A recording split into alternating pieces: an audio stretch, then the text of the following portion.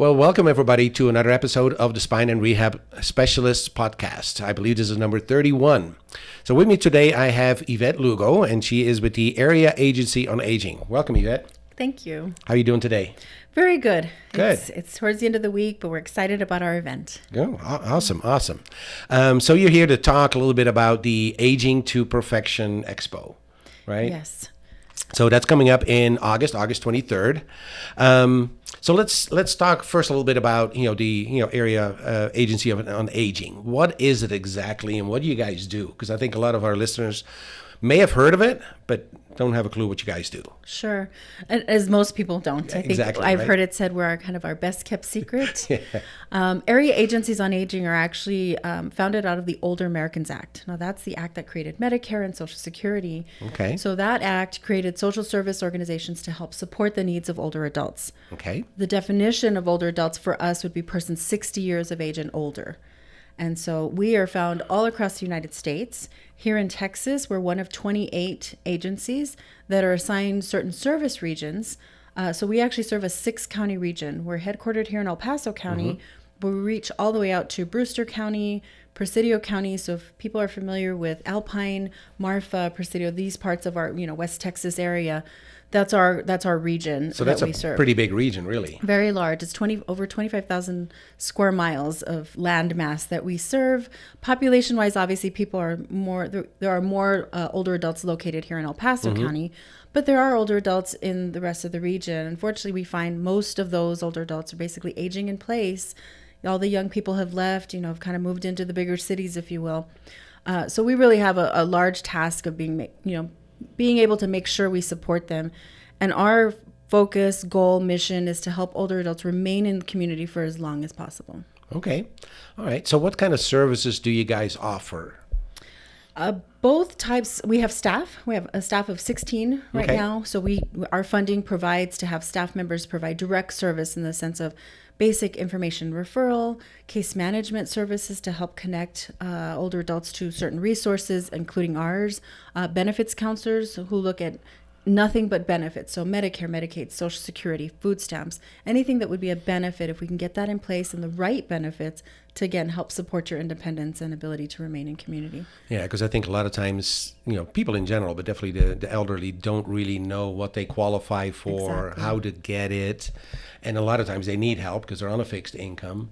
And of course El Paso is already not a very high income city Right. to begin with, or area. So that's awesome. So how do you guys reach out to people?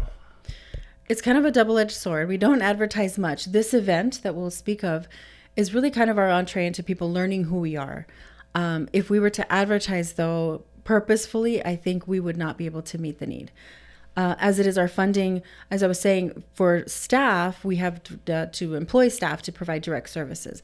The majority of our budget, however, goes to purchasing services on behalf of clients. And so when we assess clients and see what their needs are, we can help then. We have contracts with local vendors to buy things like maybe in-home provider services, transportation, home-delivered meals, if they need assistance with paying for prescription medicine or some of the equipment and supplies that maybe perhaps if someone does not have benefits to cover that. Those are really the kind of things that we look at. Again, if this is going to help support their independence and ability to remain in their home, then that's where we help to support that. Yeah, that's really good. Yeah, and I think a lot of times we think that everything just gets provided, but unfortunately, a lot of times it isn't. Definitely not automatically, Right. And it's a lot of times not even really available because you would think, well, everybody's going to qualify for Medicare, Social Security, so they should be set, and I think in a way they should be, but a lot of times that's not the reality, right? Yeah, I mean, there are rules, and obviously they are there for a reason, and we can respect that. But yes, there are instances, especially in our border community, where we do find that there are some older adults that never worked, didn't pay into the system per se, perhaps don't qualify for Medicaid because they aren't legally here. And so it's just, it depends. But yes, so in those instances, those would be the types of clients that perhaps we would stay with longer. But really our goal, again, we're trying to get you connected to a long-term solution so that you can stay in your homes and community. Nothing against long-term care facilities. Obviously, we recognize that there is a place for nursing homes and foster homes. Oh, definitely. We're just doing our best to try to keep them from prematurely having to go into one of those. Yeah, I can definitely see that because, ultimately there's a place for them. But I think I think we all agree we probably want to stay away from them as long as we can. Not because they're bad, but just I don't think anybody says, "Hey, I'm looking forward to my time in a nursing home." But, and if you ask any of us, where would you like to grow old? In our homes, in our communities. Yes, so absolutely, we support absolutely. That. Yeah, and I'm a pretty good example of that. I'm actually going, tomorrow to fly to. I'm from the Netherlands originally, and I'm going there to spend some time with my dad, who's 95, and who is now not in the community anymore, but he actually lived in the community until he was 95. So, and I see some of the services that are provided in the Netherlands compared to here, and there's definitely some stuff lacking here. Right. So, I'm glad you guys are definitely helping out people to get some of these services that they're that are out there. Right.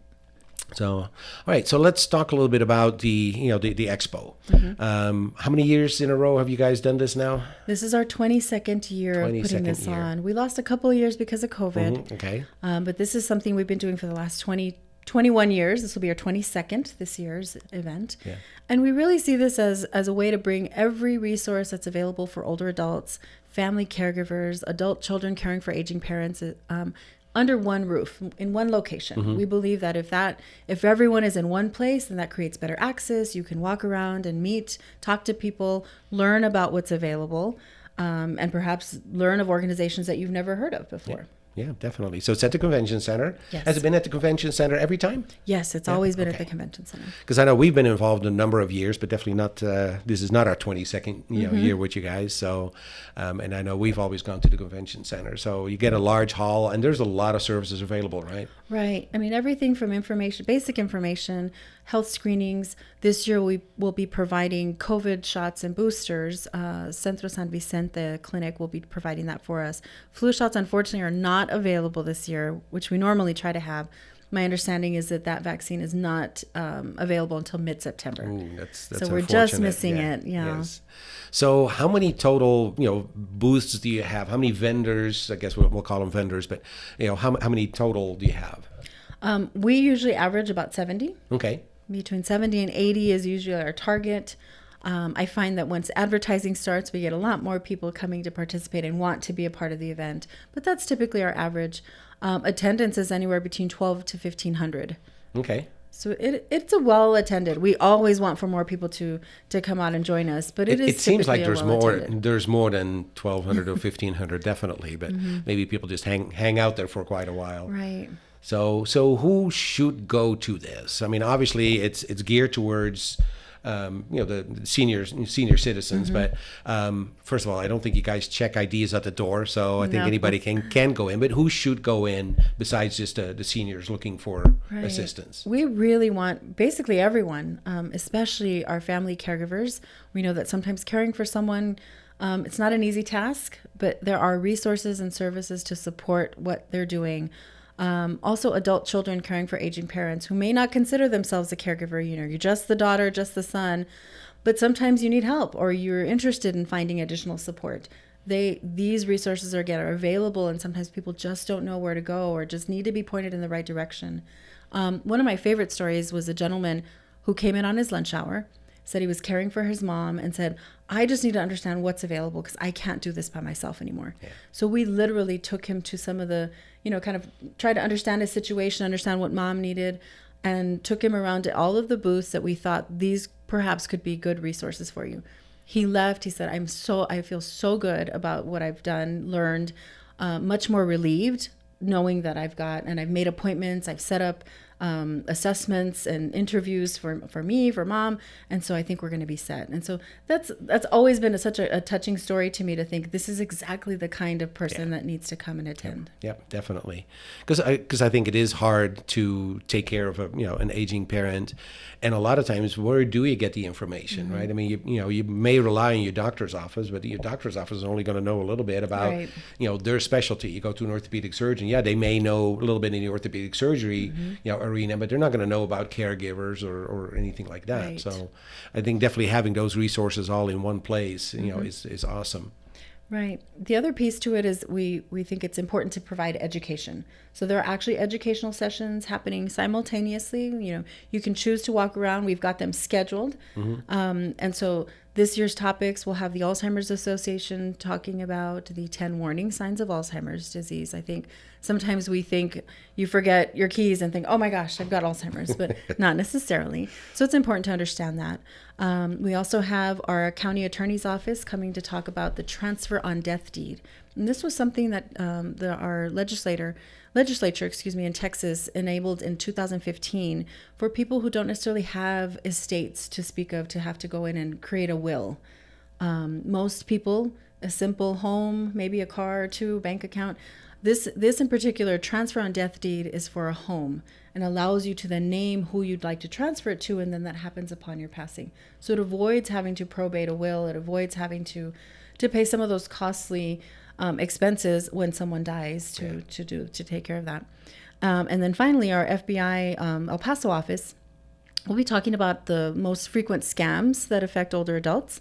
And we think it's very important for older adults to understand, you know, just to kind of spot them so that they don't become victims. Yeah. Yeah, I think that's actually something, you know, good to touch on, because there are so many scams out there, and I think we're all, like, we all hear them, right? I mean, we get these scam phone calls and everything, but and we always think that, oh, well, we're smart enough to not fall for them, although there's been a couple of them that I believed for a little bit, and I was like, I consider myself, I'm educated, and you know, you would think that I wouldn't fall for it, but you kind of start falling for it. So I can definitely see with the elderly that, yeah, it's much easier to fall for, and I think that is so unfortunate, because a lot of times they may lose their life savings over it. Exactly. We've heard of stories in the FBI when they approached us on wanting to do this. We thought, absolutely, this is something we really do need to help educate the community on. I think the last piece I'll talk about, and actually my most favorite part of the expo, we have entertainment on the stage, and we purposefully look for and ask older adult entertainers, if you will, to come out and do that. We want to bust the myth that aging, you know, just because you're aging doesn't mean that you're, you know, old or infirm or somehow not able to continue to thrive. And so we showcase, you know, older adult acts that, you know, singers, dancers, exercise groups, whatever, and we partner with our local senior centers or our senior adult programs here in town that provide those kinds of classes. And so it allows them to be on stage, have their 15 minutes of fame, but really just kind of behind the scenes, it's really that. We want people to see and appreciate that you can age well. Yeah, definitely. I think, I don't know, maybe, you know, as I'm getting older, I'm seeing that a little bit, but like when I was younger, somebody that was, you know, like 60 or 65 or so, gosh, they were old. Yeah. And as I get closer to that, it's like, well, I don't feel old. And it really kind of start changing. I think your perspective starts changing, but also I think people have been living longer, healthier, and doing more stuff that, you know, if you look at, you know, Tony Bennett, who just died, it's like, well, he was singing until he was, 92 or, you know, something like that. And you see, you know, people that are getting older that are still very active, and I think that's something to really realize that you're only going to get there if you do stay active, right? That you don't become a couch potato and say, well, I'm old, so I can't do anything. Exactly. So yeah, I you know, we've been here now, a number of years at the expo, and I like to walk around too and see what's out there, and it's really, really good. So, you know, we have a booth, and typically what we do balance assessments, because, you know, balance, well, you know, the problem is if you don't have good balance, you know, what's the result of that? Falls are such a really big issue in the elderly that we want to, help prevent that. I think a lot of times we don't realize that. Sure, you get a little more imbalance as you get older. People will just accept that that's just the way it is. It's like, well, first of all, it's a huge problem. If you fall and break your hip, the mortality rate is actually pretty scarily out there. I've seen numbers anywhere from 30% to 50% that you don't survive a year after falling and breaking a hip. So, but there's so much you can do to prevent that. So I would definitely encourage people, come to our booth at the expo, get your balance tested, and then if it's not great, do something about it. We see this every day. This is one of the things that we do in our clinic, is really work on balance, on fall prevention, on really, teaching strategies on how to avoid falls. And we see such excellent results with it. So it's something that we want to get out there. It's like there's help out there for, when you have a problem with your balance.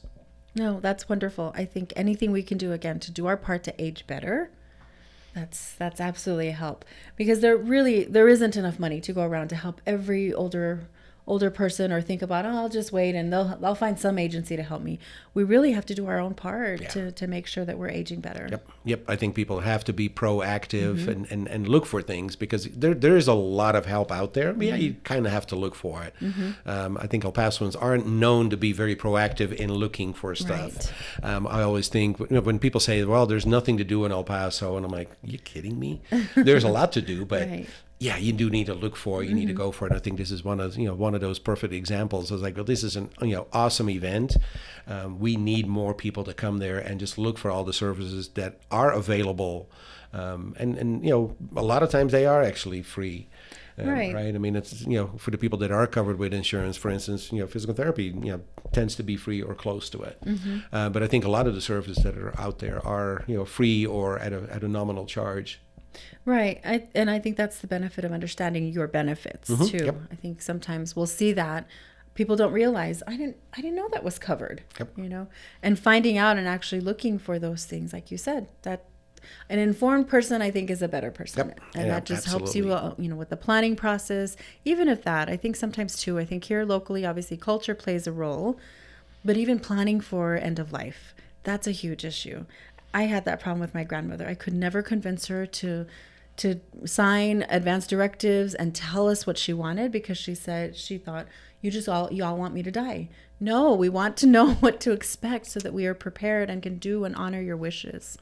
Yeah, so. I think that's, that really is crucial. I lost my mom a couple of years ago, and we had about 2 weeks to plan for it. And I think that was such a beautiful thing to be able to honor her wishes, and she was involved in everything, and you don't always get that chance. So you definitely want to try to, to be ahead of the game and try to prepare for that and find out what their wishes are. Things like, a DNR order, do not resuscitate. I mean, it comes a point where maybe, I think if it's, God's will for you to, to be done, maybe you do need to be done, and not have extreme measures to keep people alive on one end, and just make that as beautiful as possible. So I agree. And I think a lot of times having a will, is an important thing, so kids don't have to be fighting over stuff, because I think that's unfortunate a lot of times that we see happening as well. So again, get those wishes known, and I think there's services out there at the expo as well that can help with that, right? Exactly. Yeah. Everything, again, we really try our best to make sure that everyone that's here locally, and we truly consider our aging services, not very many people work with older adults, so we consider everyone a community partner of ours. And if you have something that can help an older adult do better, age well, a resource that they can take advantage of, we want them to be a part of this event. Yeah, absolutely. Because how many people do you really service? How many people over 60 are in this area? In El Paso County, there's actually over 160,000. Wow. That's a lot of people. There is, yes. And then we think of, like I said, the rest of our service region, not, the numbers do not compare to El Paso County, but still, it's always in the back of my mind, make sure we continue to serve those parts of our area as well. There's limited resources out there as compared to El Paso. So I think here locally we are blessed that we do have access to different resources, because if you were in more rural parts of the state, it's very difficult to age well. Do you guys do any kind of outreach to those areas? We do. I mean, in that sense, we do. We try our best, because again, the resources are very limited. So what we do have access to, we make sure that people in those parts of our region know. Again, here in El Paso, kind of a double-edged sword. If we advertised, I don't know that we could serve the need. But we're definitely here, and we'll try our best to make sure that we can at least either point you in the right direction or try to connect you to something, because we don't ever want anyone to come to us and leave feeling they didn't do anything. They didn't even help me, So we really do try our best. And I think we have great staff that have good, it's in their hearts that they want to serve and that they are passionate about older adult needs. Yeah. Good. Awesome. So for anybody out there who, is maybe in the age group that are looking for services or are taking care of the elderly parents or family members, definitely come out to, to the expo. So let's go again. When is it? August 23rd, so in a couple of weeks. It's from 9 to 2. It's free. It's at the El Paso Convention Center. Everything there is, accessible to everything. We'll start to see advertising, and so hopefully more people will join us this year. Yes. Hopefully so. Let's shoot, for a really good turnout, and thank you for everything you guys do for the elderly people in El Paso, and hopefully you can keep doing this for many years for many, many people. Yes, that's the plan, hopefully, and absolutely. And thank you all for supporting the event, for being loyal participants. This year, you all are sponsors. Yep, I truly appreciate that. And again, that just helps promote the event so much more and adds credibility to it, because so I want to thank you for believing in the event as well. Absolutely. Yeah, our pleasure. Sure. All right. Thank you, everybody, for listening to this podcast, and stay tuned for the next one.